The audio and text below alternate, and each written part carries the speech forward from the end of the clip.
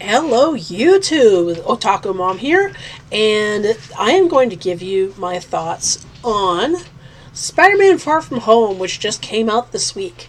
I went to go see it with my husband and my son. We all loved it.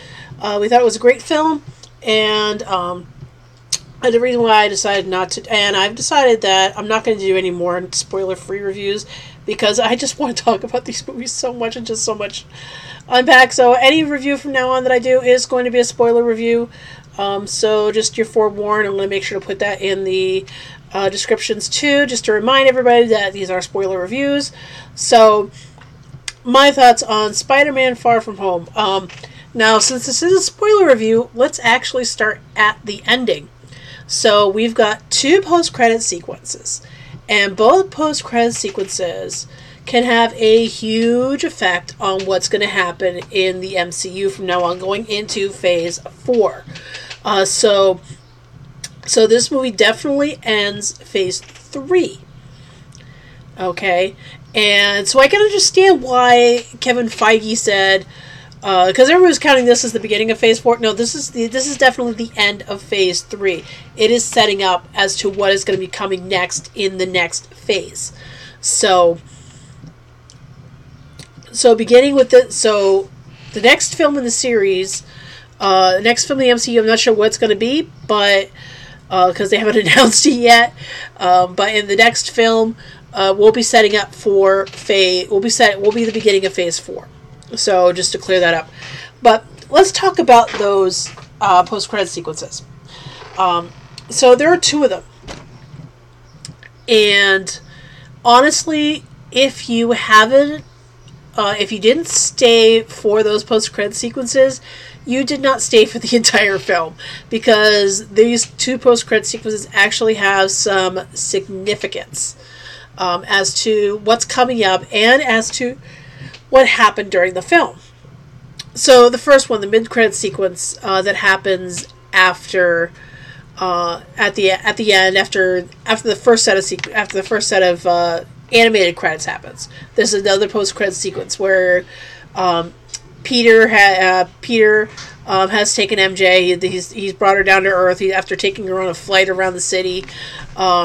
Because at this point she knows she knows that Peter Parker is Spider-Man, and so he's basically taking her down to Earth, and he's about to leave, and all of a sudden on the Jumbotron, they announced that there's a news report about a controversial website called the Daily Bugle that has come out with this video, and sure enough, who comes up on the screen is J. Jonah Jameson, played, amazingly once again, by J.K. Simmons, which is just awesome. Now, if you're not familiar with your actors, J.K. Simmons played J. Jonah Jameson in the Tobey Maguire era Spider-Man films. And he was awesome in that. He was awesome in those. And it looks like that this is a different J. Jonah Jameson that we're seeing right now. So this is going to be taken in a different direction. So it looks like, because instead of J. Jonah Jameson being the instead of him running a sensationalized tabloid that wants to try to ruin Spider-Man, now it's a website that does like InfoWars type videos.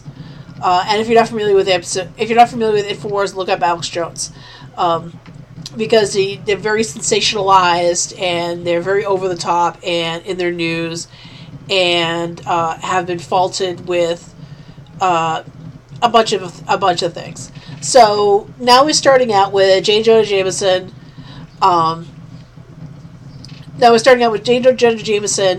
Coming out, blaming Peter Parker, blaming Spider-Man for all the events that happened in the other countries, and then also at the same time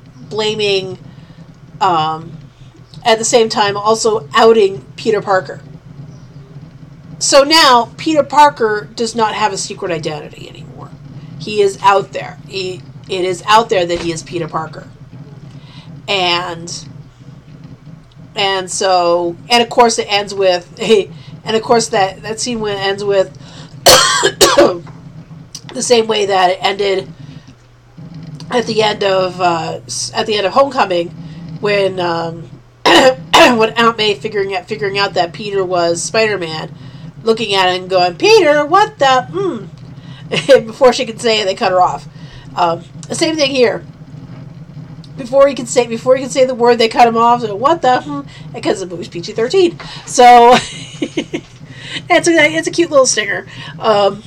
So now this sets up the first thing is that now that we have J. Jonah Jameson in the series, this is now going to set up that antagonistic relationship between Peter Parker and J. Jonah Jameson. But it also sets up the fact that now everybody knows who Peter is. Everybody knows Peter is Spider-Man at this point. And with that being said, it kind of continues the whole thing that the MCU has been doing, is that they haven't really been doing secret identities for the majority of it. Peter's had his, because his reasoning, again, same thing in the comics, his reasoning being that Peter Parker has a secret identity to protect those he loves, because he doesn't want anybody. But they always end up getting involved anyway. But to protect those he loves, so he has the secret identity because of that. Okay, and so now this turns things around, saying now that his secret is out, what's going to happen now? Now that everybody knows he's Peter, what's going to happen now? But now that we have this news story blaming him for the events that happened over in Europe, what's going to happen now? Is it going to be like everybody starts believing this news story because it's something they want to believe? Or is it going to be like everybody's going to ignore it because of who the source is? So that'll be an interesting thing to look at as going forward into the next phase.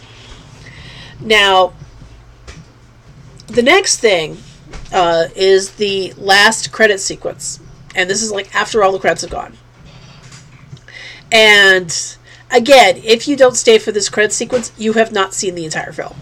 Because this one actually kind of explains some things that happened during the movie. Now, in this credit sequence, you see in this last credit sequence, you see Nick Fury and Maria Hill going into a car, and they get into the car, and suddenly they morph into Skrulls. And they morph into the two Skrulls from the two Skrulls played by Ben. I forget who played the female. They move for the Ben Mendelsohn character and whoever was playing his wife. I forget what her name is. I'll have to look it up at some point. But they morph into them, and with the female telling him, "You gotta tell him." So they end up calling up to. So he ends up calling up to Talos, I think is his name is. He ends up calling up to Nick Fury saying, "Yeah, we had a little bit of problem down here. I don't know what to do. Everybody's asking me where the Avengers are, and I don't have any answers. So you need to come down here and handle everything." And it turns out that Nick Fury's actually up up in space. And it looks like that they're possibly setting up for SWORD, which is the other organization, which is sort of SHIELD-like, but it deals with more interstellar threats versus just earthbound ones. And so it's a funny little stinger because you basically have Nick Fury sitting in front of what looks like a fake background, relaxing as he's taking this phone call, and he gets up and he's like, "Well, back to work. Where are my shoes?" It's a funny little stinger, but it also sets up the idea that these Skrulls are kind of integrated in society and they could be anywhere. in this world. In fact, there's a neat little conversation during the course of the film where Nick and Maria are talking to each other, and the conversation doesn't seem to make sense until you watch this ending. Until you see that they're actually Skrulls. Is because at one point in the movie, Nick Fury and Maria Hill are talking about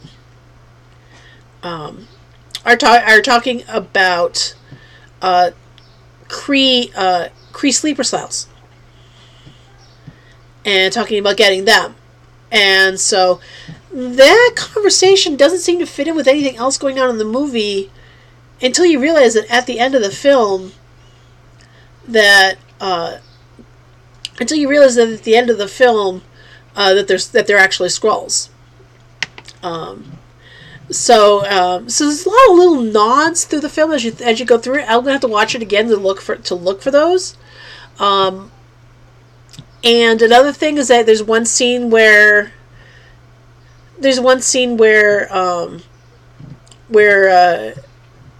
again towards the end where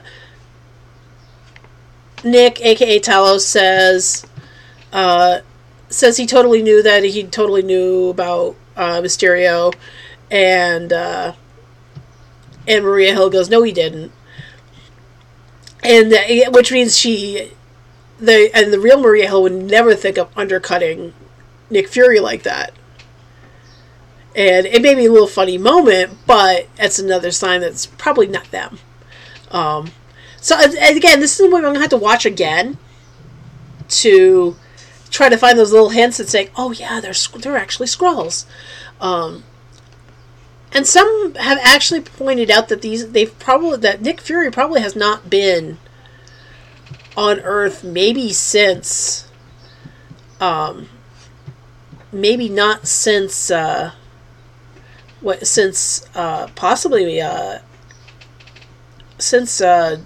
Age of Ultron, possibly, because in Captain Marvel, Nick Fury says how he doesn't like to see his toast diagonally cut, and there's a scene in Age of Ultron where Nick Fury cuts his sandwich diagonally. So instead of it being a continuity error, he could have been a secret Skrull the entire time since that movie. So I guess we'll find out where that goes, or if they'll incorporate that into the movies. But as far as the rest of the film goes, Tom Holland does a good job as usual. There's a really good chemistry between him and Zendaya as MJ. I like the little side story between Betty and Nick with their little romance going on while they're in Europe. Jake Gyllenhaal, really good job as Mysterio. I liked the twist on his character. I mean, it's one of those things where going into it, I knew he was going to be the real bad guy of the story. Just because I'm familiar with a little bit of the history of the comics, although I'm not overly familiar with Mysterio as a character himself. But I knew he was going to probably end up turning out to be the bad guy. How they revealed it was interesting, because it turns out Mysterio is actually a former employee of.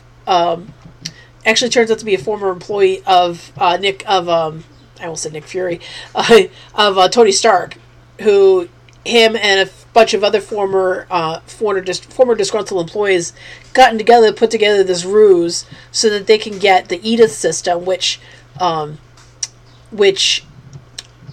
Peter had actually inherited from Tony Stark, which Edith stands for Even Dead, I'm the Hero. I like that little acronym. So the Gyllenhaal character Mysterio used to be an employee of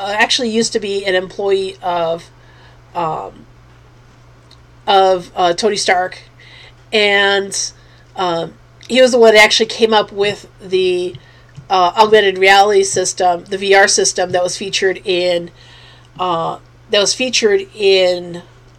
which movie was it? In Age of Ultron. At the beginning of that, was it Age of Ultron or was it?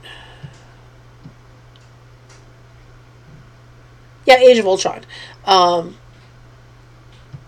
At the beginning of that film, and was it that film?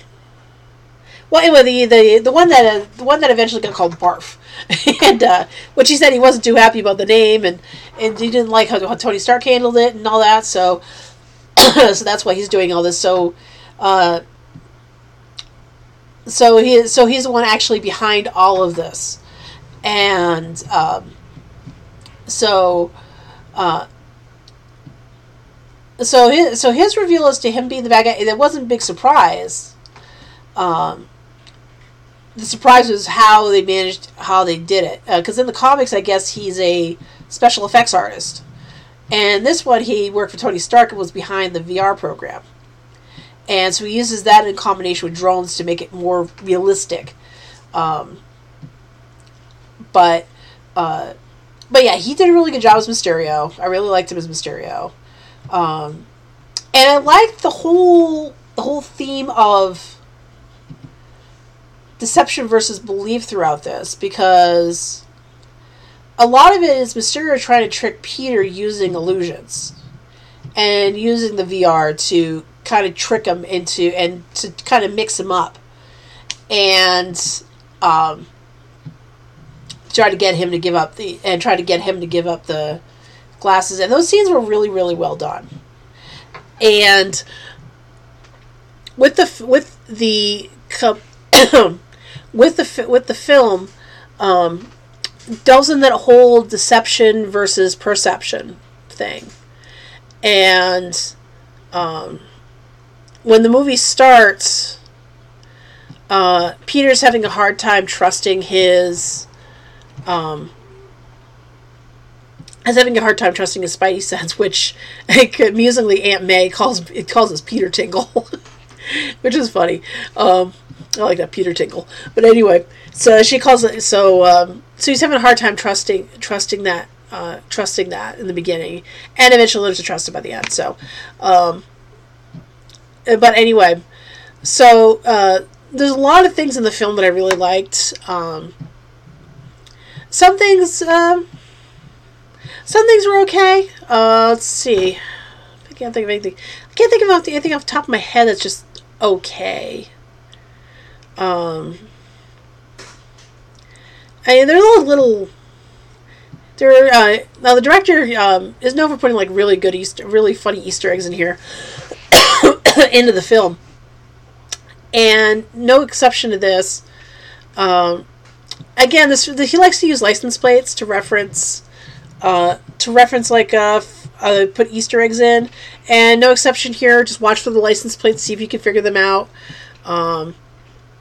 He puts a lot of little things in here. One thing is that if you're familiar with how the multiverse works within the comics, in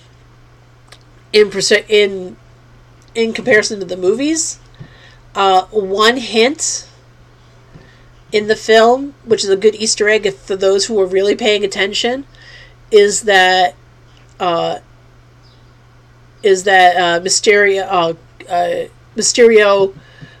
says he's from Earth 616, which for anybody would know that he was lying if he said that, because 616 is the actual comic book multiverse.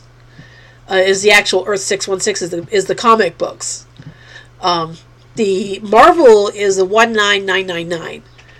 Is the Earth 19999, and then he references coming from Earth 866, which is actually the Earth that the Spider UK comes from. And in the comics, that planet was destroyed, so that's a nice little Easter egg there too. So there's a lot of little things that are in there. If you're really paying attention, you'll notice. Especially if you know your comics. But overall, I thought the movie was good. It's definitely a good watch. Definitely stay to the very end of the film, even through the credits, because honestly, this is a movie where if you don't watch the 2 post-credit scenes, you have not watched the entire film. You seriously need to sit for those. Okay, so anyway, so I give it a thumbs up. So this is Otaku Mom. Sorry, I forgot my own name. Okay, so this is Otaku Mom saying bye bye. See you for the next one.